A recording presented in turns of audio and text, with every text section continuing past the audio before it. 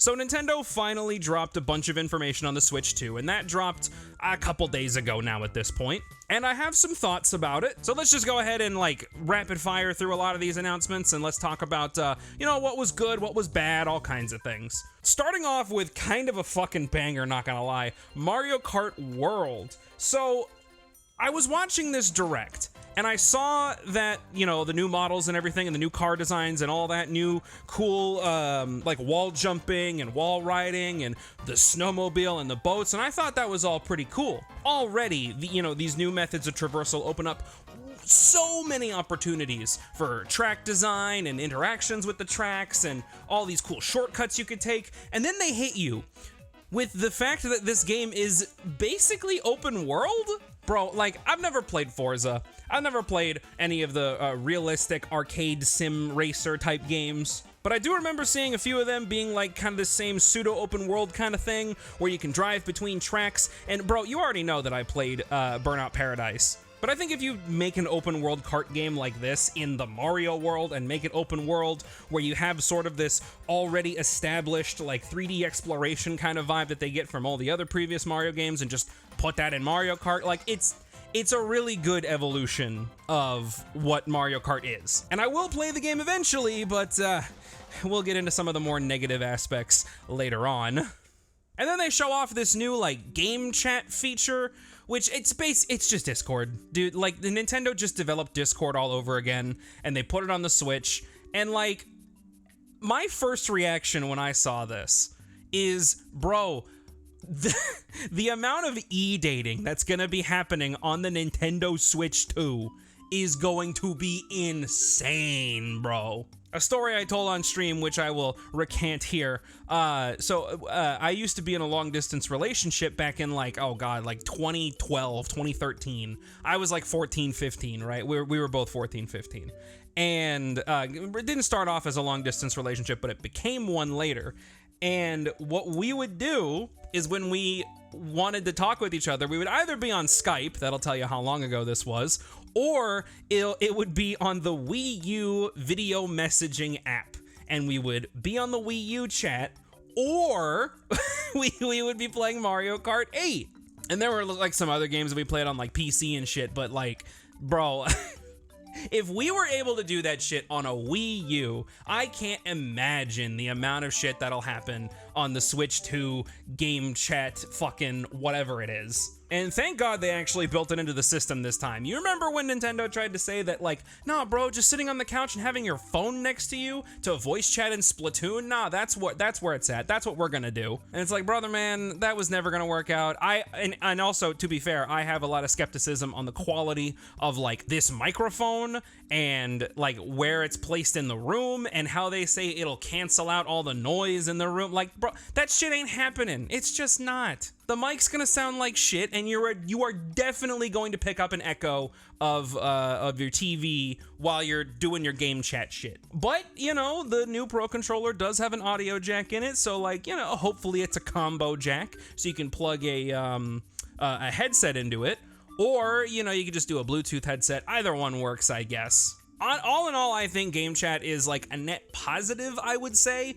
I wouldn't say it's something that I'm like overtly excited for, but it's a cool new thing. It's cool to see Nintendo finally kind of catch up with what other people are doing in the gaming industry and shit like that. Even still, I really doubt the quality of this system. I think it's going to be like fine, but everyone's just gonna stick with Discord on like a laptop or a phone just because that's what everyone's already been doing.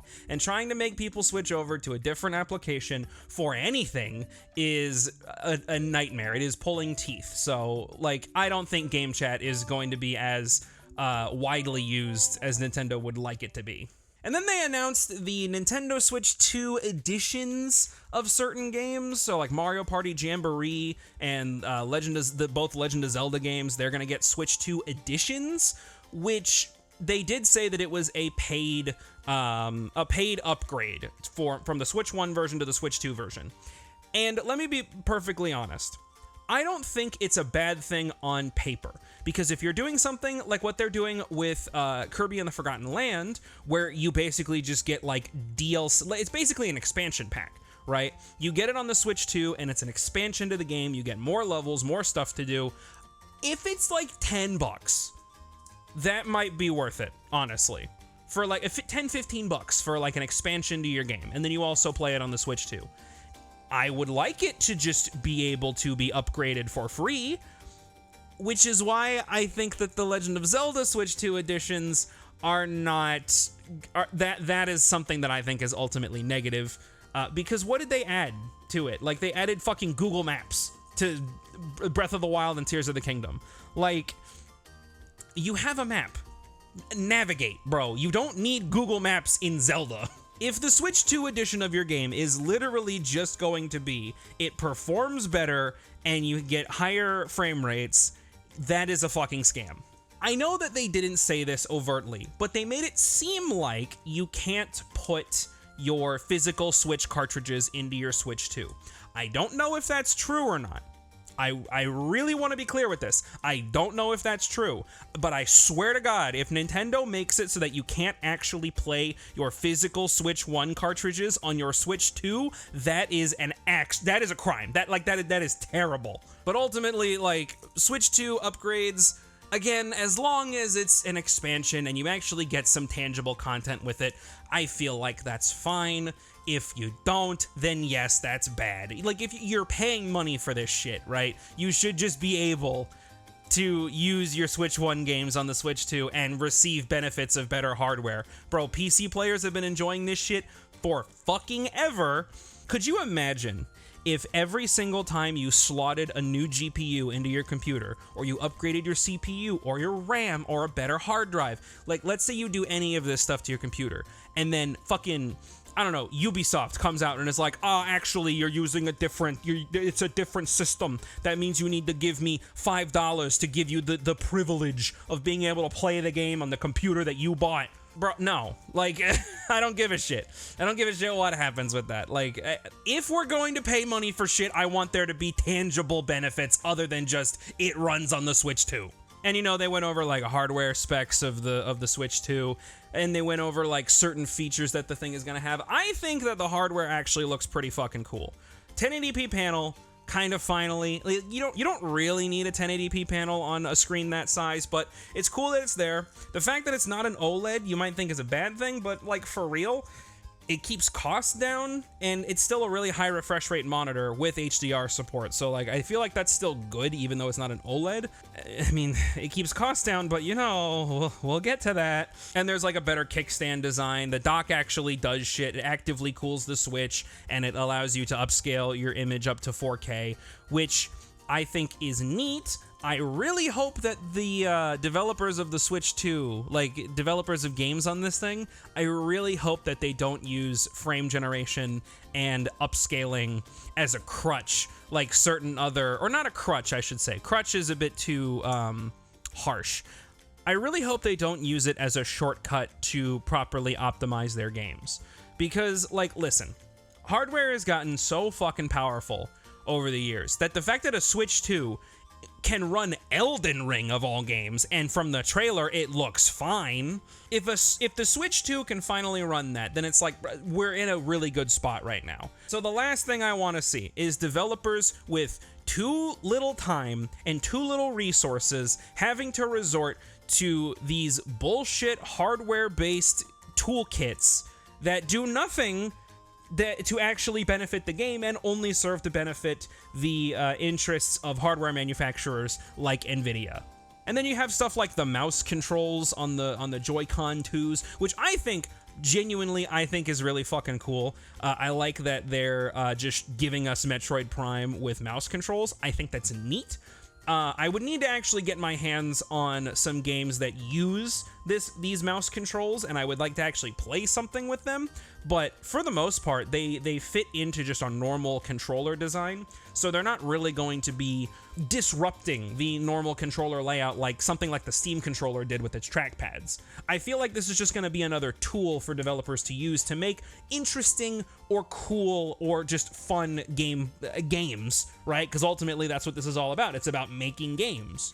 So yeah, excited to see what's next. Let me just say, a number one thing I thought of when I saw this is like, oh, You guys remember Defend Your Castle, the WiiWare game, where you use the Wii Remote's pointer to like flick little stick figure guys who were trying to attack your castle, and you would upgrade stuff slowly, and you would get more defenses and more turrets and a bunch of other cool shit. Like, Defend Your Castle was a fun as fuck game, and if there was like a spiritual successor to that game that would come out on Switch 2 that would use the mouse controls, I think that'd be sick as fuck. And speaking of those mouse controls, Nintendo actually has a game that uses the mouse cursor-like controls in an interesting way for wheelchair basketball, of all things. Certainly not my first idea, but it does look cool. Like, I actually think that this game looks pretty fucking interesting, and I would like to play it, you know, as long as it doesn't cost too much. And then Nintendo actually did it. They're bringing GameCube games to Switch 2, to the Switch Online, fucking whatever. They only showed off 3 games with like actual gameplay footage, and then the rest they just sort of showed off in this like sizzle reel almost, like just showing box art for things. One thing I was waiting for that they sadly did not do, and I don't think they will ever do, was announce Super Smash Bros. Melee for GameCube Online. That game is never coming back, bro. And if it does, it will have the worst netcode imaginable. So be ready for that if it ever does come out. And then they did the thing that I was kind of hoping they wouldn't do, but I knew they would do anyway, and they finally made a reprint of the GameCube controller, but wireless. And oh man, I need to get it. Like, it's literally just my entire fucking branding is the GameCube, right? And I love this controller dearly. So I gotta find a way to get it at some point. I gotta make a video about it, so be ready for that, I guess. And there was a big sizzle reel and a bunch of spotlights for a bunch of third-party developers and the games they're putting on Switch 2. And there's some cool stuff in there. Again, the fact that Elden Ring is able to run on Switch 2 and it looks good, and Tony Hawk's Pro Skater 3 and 4 looks as good as it does. Like, all of these games look like they're running really well. We don't have real-world numbers or real-world performance metrics to go off of, and I really hope that this shit actually performs decently. But yeah, no, it's like there's some cool shit in the sizzle reel. Finally showed off Silksong footage. I was not expecting to see Silksong anywhere at all. And so people, like, obviously are freaking out about that. Deltarune, chapters 3 and 4 are coming out. I know that my buddy May is, like, fucking losing her shit at Deltarune new uploads. So, yeah, it's gonna be a fun time. It's gonna be a fun time for them. And then here comes the announcement that I was initially the most excited for, but, you know, finger curls on the monkey's paw, I guess. So, From Software is making what looked like a spiritual successor to Bloodborne. It looked like, you know, Sony wasn't going to let them put Bloodborne anywhere other than the PlayStation, and Sony didn't want anything to do with it. They didn't want to update it or do anything. Fine. So like Demon Souls and Dark Souls in the past, it looked like From Software was just being like, fine, fuck you. You don't want me to put Bloodborne anywhere? I'm just gonna make the Dusk Bloods. And it's going to be kinda similar, but it's not going to be Bloodborne. It's gonna be something entirely different, dude. Trust me. And I was initially really excited for this. I thought this was gonna be, you know, the Elden Ring version of Bloodborne, where it's like an open world game, and you have this gothic architecture and all this stuff you can explore, and you have faster, more gun-centric gameplay like they have in Bloodborne. But it turns out, when you dig a little deeper and you find out what this game actually is, you learn it's closer to Elden Ring Night Reign. It is an 8-player PvPvE game where there are 8 people in a map, and they're all trying to be like the best there ever was, and it's effectively an 8-person Bloodborne Battle Royale game. And bro, I was just so fucking disappointed by learning that. It just, like, okay, so I'm sure this game will still be at least good. I don't think it's gonna be a bad game, but it's just not what I'm fucking looking for when it comes to FromSoft games. I gave Elden Ring Night Rain a pass because it was like, hey, they're doing a new thing. They're trying out some new unique gameplay stuff. They're trying to do like sort of an open world battle royale, team-based kind of thing. I mean, Night Rain is not a battle royale game, but you know, they're trying to do this like roguelike kind of gameplay loop, and I thought that could be pretty interesting, right? With co-op and everything, I thought it would be neat. But then you show me this. You show me this trailer, and you show me all the cool shit I could be doing in a Bloodborne-style game, and then you tell me that it is a Battle Royale game. Like, it sucked away all excitement I had for this game, so nah. I mean, I'll at least, like, look at it when it comes out. I'll watch footage of fucking Vati or Maximilian play it, but nah, I'm not gonna bother with this one. But then the saints above, they looked down on me in particular, and they said, hey, Kirby Air Ride 2.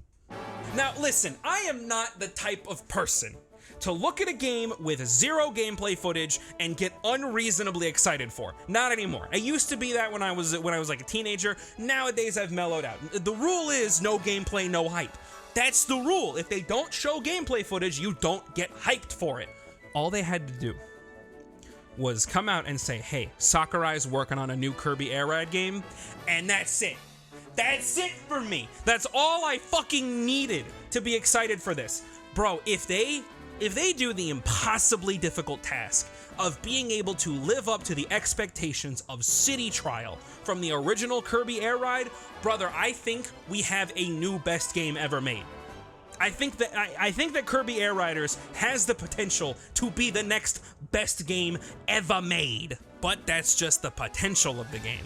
I'm really hoping it turns out to be good. But, bro, you have no idea how fucking excited I have been and how much I've been begging for a new Kirby Air Ride game. Holy shit. And then, you know, they're obviously, when this game comes out, they're going to put Kirby Air Ride on the Switch Online GameCube shit, so you can play both of them. Because, like, of course. Like, straight up, of course. Why would they not do that? And there was, like, a Hyrule Warriors game, like, I don't know. Like, I enjoy the Hyrule Warriors games. I think they're fun, but I never actually beat Tears of the Kingdom. Never finished it, so don't think I can actually play this one because I didn't finish the first game, quote-unquote. The prerequisite game, I guess. But I mean, bro, I got Hyrule Warriors Definitive Edition. That shit has so much goddamn content in it, I can play it every single day for, like, 3 years probably, and I still wouldn't finish everything. And I didn't play Age of Calamity either. Like I said, I enjoy the Warriors gameplay formula, but I'm not, like, clamoring for it, for like, a new release of it like I was with Kirby Air Ride, bro. And their final announcement actually got me fucking, like, really excited for. So there hasn't been a new Donkey Kong game in quite a while, and there hasn't been a 3D Donkey Kong game in even longer, dude. And when I say 3D, I mean like 3D gameplay, not like 3D, 2D kind of shit, like with the Donkey Kong Country Returns series. 3D open world exploration Donkey Kong, correct me if I'm wrong, I don't think has happened since Donkey Kong 64, dude.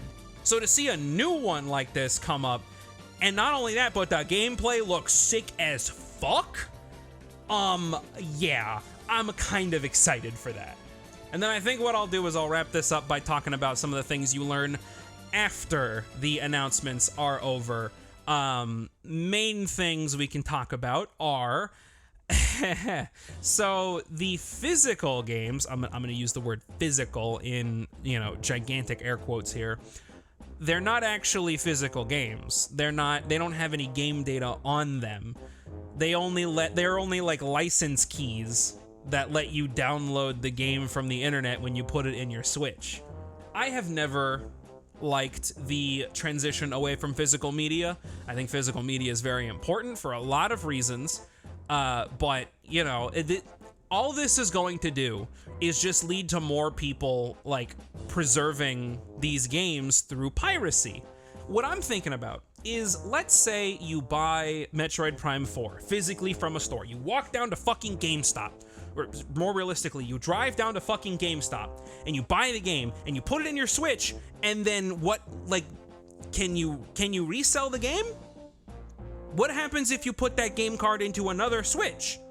Like, is the game just not active anymore? Is Nintendo just manufacturing fuck tons of e-waste for no good reason? It looks like it is, and I do not like this trend. I do not like any of this. And then on top of that, you have a potential for these games to cost $80 fucking dollars. $80, and you can't even get a physical cartridge. Nintendo, bro, like, I swear, you just don't need to like buy any new games anymore. Like, there's so many games that exist out there nowadays. There's so many things you could be playing that is more worth your time, made by smaller developers who actually give a shit about the art form. And yeah, like, you just don't need to support AAA developers anymore. As much as I like Nintendo's games, bro, everything surrounding Nintendo's games are just... It just saddens me. Every time I get excited for something new, like a Kirby Air Ride, or a new Smash Brothers, or a new whatever, and I'm like, oh wow, I can't wait to play this amazing game that Nintendo actually gave a shit to make, and then it just is like, hey, $80, one. Two, fuck you, you don't get a physical cartridge. It's disheartening. Like, really, it is disheartening. Yeah, that's all I gotta say about the Switch 2 announcements. Ultimately, there was some cool shit in it. There was a lot of cool games and a lot of cool ideas, but, you know, the reality of the world we live in and all that shit is just coming to bite me in the ass again.